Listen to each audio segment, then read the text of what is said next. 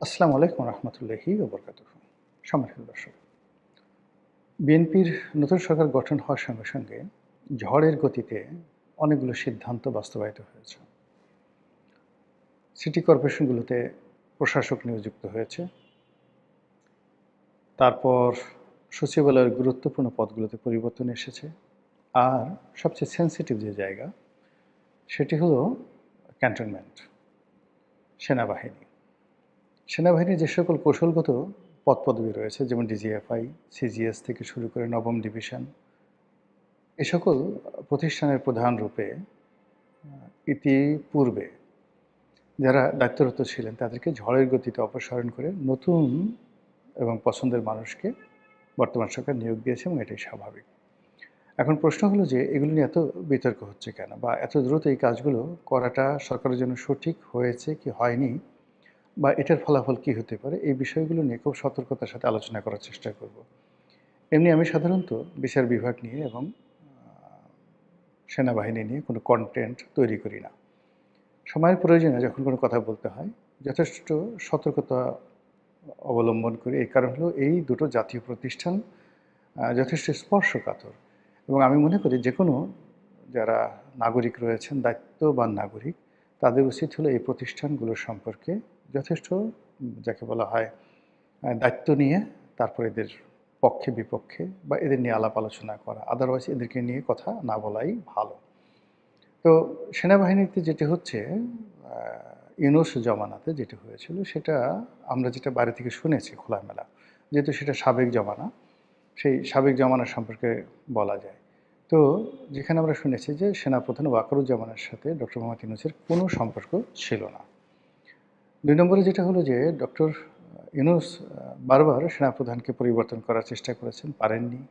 আবার সেনাপ্রধানের কাজকে বাধাগ্রস্ত করার জন্য কৌশলগত যে পদপদবিগুলো রয়েছে, তিনি সেখানে তার পছন্দের কয়েকজন লোক, মানে তার নিজের তো আসলে এরকম পছন্দের কেউ নেই, তাকে বুদ্ধি দিয়েছে যে এই ভদ্রলোকে যদি নিয়োগ দেওয়া হয় হয়তো জামাতের হাত শক্তিশালী হবে, এই ভদ্রলোকে যদি নিয়োগ দেওয়া হয় তাহলে বিএনপি দুর্বল হবে, আওয়ামী লীগ অপদস্থ হবে এবং তিনি শক্তিশালী হবেন, এবং সেই অনুযায়ী তিনি সেই কাজগুলো করার চেষ্টা করেছেন, কিন্তু সেগুলো হয়নি।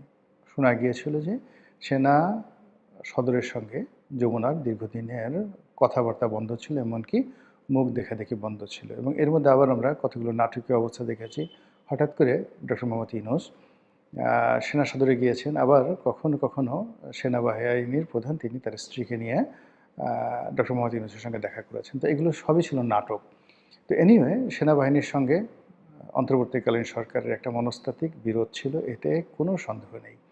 দ্বিতীয় যে বিষয়টা উল্লেখ করতে চাই যে সেনাবাহিনী এরশাদ জমানা পর্যন্ত, এমনকি ১৯৯৬ সন পর্যন্ত মোটামুটি রিজনেবল ছিল। এখানে দলীয় প্রভাব প্রতিপত্তি ছিল না, বাইরের যারা লোকজন আছে তারা সেখানে নাক গলাতো না, এবং ক্যান্টনমেন্ট নিয়ে সেনাবাহিনী নিয়ে কথাবার্তা বলতে গেলে যে কোনো দায়িত্ববান লোক ১০ বার চিন্তা করতেন। এমনকি স্বয়ং প্রেসিডেন্ট বা কোনো মন্ত্রী অথবা সংসদ সদস্য ক্যান্টনমেন্ট নিয়ে কোনো বিরূপ মন্তব্য করতেন না। একবার মাত্র সালাউদ্দিন কাদের চৌধুরী একটি আপত্তিকর শব্দ বলেছিলেন, এটা তার পক্ষে সম্ভব, যে তিনি ঠাট্টা করে বলেছিলেন যে আমাদের সোনা বাহিনী আছে না, সোনা বাহিনী। তো এটা সালাউদ্দিন কাদের চৌধুরীর পক্ষে সম্ভব, কিন্তু যে জমানাতে তিনি সেনাবাহিনীকে সোনা বাহিনী বলেছিলেন, ওটা ওই জমানাতে অন্য কোনো রাজনীতিবিদদের পক্ষে সেটা সম্ভব ছিল না। তো তিনি সে কেবলমাত্র সেনাবাহিনীকে বলেননি, তিনি শেখ হাসিনাকে নিয়ে ঠাট্টা করেছেন। তিনি শেখ হাসিনাকে নিয়ে বলেছেন, একবার অভিযোগ আসলো যে তার জাহাজ স্বর্ণ চোরা কারবারি করে, স্বর্ণ চোরা চালানি করে নেয়, এবং এটা স্বয়ং প্রধানমন্ত্রী একবার এটা নিয়ে কটাক্ষ করলেন যে সালাউদ্দিন কাদের চৌধুরী সোনা চোরা কারবারির ব্যবসা করেন। তো এটার জবাবে তিনি বললেন যে ওনার চারিদিকে এত সোনা, তো এত সোনা রেখে উনি কেন আমার সোনার দিকে ওনার এত নজর, আমি এটা বুঝতে পারি না। এখন বলেন তো এই প্রশ্নের কী জবাব দেবেন? সেই সালাউদ্দিন কাদের চৌধুরী সেই বিখ্যাত সোনা মিয়া লাল মিয়া, সোনা কাইটা লাল করে দাও, সোনাকে কেটে লাল করে দাও, এই সকল অবিস্মরণীয় কথা বলার পাশাপাশি তিনি বেগম জিয়া তারেক জিয়াকেও ছাড়েননি। তিনি বলতেন যে একসময় শুনতাম কুকুরের লেজ নাড়ায়, এখন লেজে কুকুর নাড়ায়। স্পষ্টতই তিনি সেই যে হাওয়া ভবনের সেই যুগে তারেক রহমান সাহেবের প্রভাব এবং প্রতিপত্তি নিয়ে কটাক্ষ করেছেন এবং এই কটাক্ষ করার পরেও বিএনপিতে তিনি অপরিহার্য নেতা ছিলেন। তিনি স্থায়ী কমিটির সদস্য ছিলেন না, কিন্তু স্থায়ী কমিটির বৈঠকে উপস্থিত ছিলেন। তো এরকম তার সন্তান এবছর মনোনয়ন পেয়েছে অনেকটা তার চরিত্রের। আবার তার ভাই গিয়াসউদ্দিন কাদের চৌধুরী, তাকেও বাদ দেওয়ার বহু চেষ্টা করা হয়েছিল, কিন্তু চট্টগ্রামের রাজনীতিতে সালাউদ্দিন কাদের চৌধুরী পরিবারের বিকল্প এখনো বিএনপি খুঁজে পায়নি। তো যেটা বলছিলাম যে সালাউদ্দিন কাদের চৌধুরী ছাড়া এইভাবে আসলে সেনাবাহিনী নিয়ে সরাসরি কেউ কথা বলেনি। আর এই গত 17 মাসে সেনাবাহিনী নিয়ে কথা যদি কেউ বলে থাকেন, সেটা ব্যারিস্টার ফুয়াদ বলেছেন। ফুয়াদের অনেক সাহস, তিনি এই কথাগুলো বলেছেন। এখন এই কথা যদি এখনও তিনি বলতে পারেন, তাহলে বুঝতে পারবো যে না, তিনি সত্যিকার অর্থেই বাপের বেটা। এনিওয়ে, তো সেই সেনা প্রধানের সঙ্গে সেনাবাহিনীর সঙ্গে যেটা ডক্টর মোহাম্মদ ইউনূসের জমানাতে ছিল, এর মূল কারণ ছিল আওয়ামী লীগ জমানাতে সেনাবাহিনীকে রীতিমতো নির্জীব এবং রীতিমতো অপদার্থ বানিয়ে ফেলা হয়েছিল।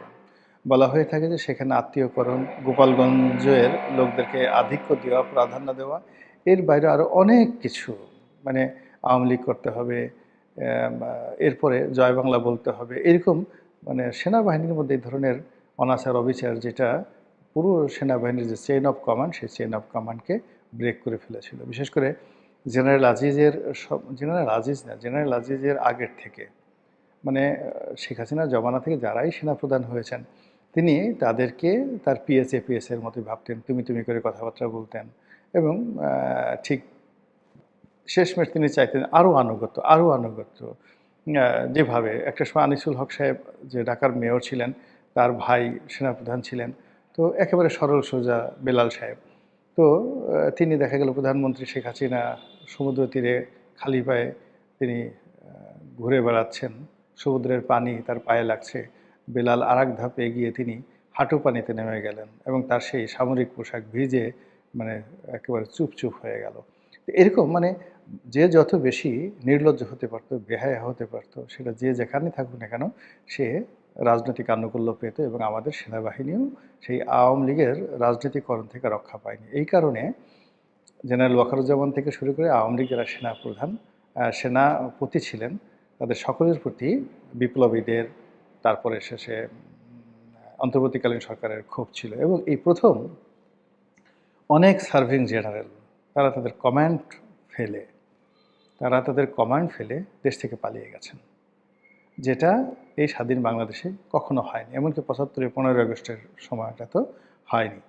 তো এই ঘটনা ঘটেছে এবং তারই প্রেক্ষিতে যখন জনাব তারেক রহমান সাহেব ক্ষমতা আরোহণ করেছেন, আরোহণ করার পরে সবাই বলে থাকেন যে এই নির্বাচন হওয়ার পেছনে, তারেক রহমান সাহেবকে দেশে আনার পেছনে এবং দ্রুত তাকে প্রধানমন্ত্রী বানানো বা তার হাতে ক্ষমতা হস্তান্তর করার ক্ষেত্রে জেনারেল ওয়াকারুজ্জামান শক্ত ভূমিকা নিয়েছেন। আদারওয়াইজ ডক্টর মোহাম্মদ ইউনূস কোনো অবস্থাতেই নির্বাচন এত সহজে হতে দিতেন না।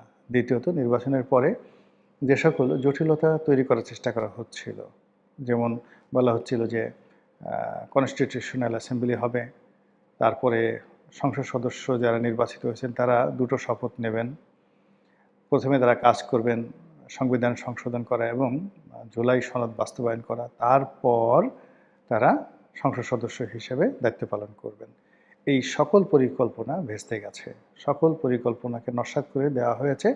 মনে করা হয় এটি জেনারেল ওয়াকারুজ্জামান এবং তার যারা সঙ্গী সাথীজন, তারা এই কাজ না করলে হয়তো ডক্টর মোহাম্মদ ইউনূস এত সহজে ছাড় দিতেন না, আলী রিয়াজরা এত সহজে ছাড় দিতেন না। দ্বিতীয়ত হলো যে এই সংসদ নির্বাচন হওয়ার পরেও ডক্টর মোহাম্মদ ইউনূস কতদিন ক্ষমতায় থাকবেন এটা নিয়ে একটা ধোঁয়াশা ছিল।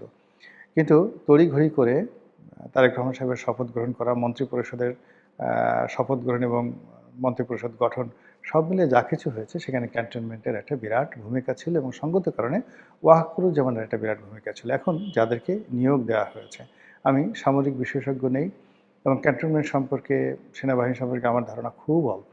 কাজে ওখানে কী অন্তর্দ্বন্দ্ব রয়েছে, কার সঙ্গে কার বিরোধ রয়েছে, কে কার পক্ষে, আমি কিচ্ছু জানি না। কিন্তু যারা জানেন, বিভিন্ন সামরিক কর্মকর্তা যারা এখন ইউটিউবে এসে খুব কথাবার্তা বলছেন, এদের মধ্যে কেউ আছেন যারা জামাতের লোক, কেউ আছেন হিজবুত তাহরীর লোক, কেউ আছেন বিএনপির কেউ লোক নাই, তারা কিন্তু দ্বিধার্সে মতামত ব্যক্ত করে যাচ্ছেন এবং তারা যে কথাগুলো বলার চেষ্টা করছেন যে তারেক রহমান সাহেবের সরকার যে নিয়োগ দিয়েছে, নতুন নিয়োগ দিয়েছে, এই পুরো নিয়োগ প্রক্রিয়াই জেনারেল ওয়াকারুজ্জামানের বিরুদ্ধে যাবে। ২ নম্বর হলো যে এখানে যারা নিয়োগ লাভ করবেন এতে করে জনাব ওয়াকারুজ্জামানের ক্ষমতা সংকুচিত হবে। এমনকি আগামীতে যদি তাকেও মানে বাদ দেওয়া হয় জেনারেল নাসিমের মতো করে, বা অন্যান্য ইতিপূর্বে যে সকল সেনাপ্রধানকে বাদ দেওয়া হয়েছে সেভাবে যদি তাকে বাদ দেওয়া হয়, সেক্ষেত্রে গণতান্ত্রিক সরকারের বিরুদ্ধে তিনি হয়তো একটা টু শব্দ করতে পারবেন না। অনেকে টিটকারিকে বলার চেষ্টা করছেন যে গত ১৭ মাসে তার যে দাপট ছিল, তিনি যেভাবে ডক্টর মোহাম্মদ ইউনূসের জীবনকে তছনছ করে ছেড়ে দিয়েছেন, এখন এই সময়টিতে এসে এবার তার পালা। এখন পারলে তিনি ঠেকান তো, পারলে তিনি কিছু করেন তো, বা তার উপর যে খড়গ নেমে আসছে সেই ব্যাপারে তিনি কী করবেন, ইত্যাদি ইত্যাদি নানা রকম ঠাট্টা মশকরা টিটকারি করা হচ্ছে সেনাপ্রধান ওয়াকারুজ্জামানকে নিয়ে। হোয়াট এভার মেবি, সবাই বলছে, এই জন্য আমিও এই কথাগুলো আপনাকে জানালাম, বিকজ কন্টেন্ট যেহেতু তৈরি করি, সেই সমসাময়িক এবং চলমান বিষয়গুলো নিয়ে বক্তব্য দিতেই হবে।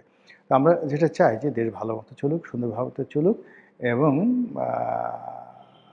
বর্তমান সরকার যারা আছে তারা সফল হোক, দেশে শান্তি এবং শৃঙ্খলা ফিরে আসুক, এবং আমাদের সেনাবাহিনী তাদের অতীত ঐতিহ্য ফিরে পাক, এবং সত্যিকার অর্থে দেশ রক্ষার কাজে, দেশ মাতৃকার সেই স্বার্থে তারা তাদের জীবন উৎসর্গ করুক, এই আত্মপ্রত্যয় তাদের মধ্যে জেগে উঠুক, এই সরকারের নেতৃত্বে এই প্রার্থনা করছি। আসসালামু আলাইকুম ওয়া রাহমাতুল্লাহি ওয়া বারাকাতুহু।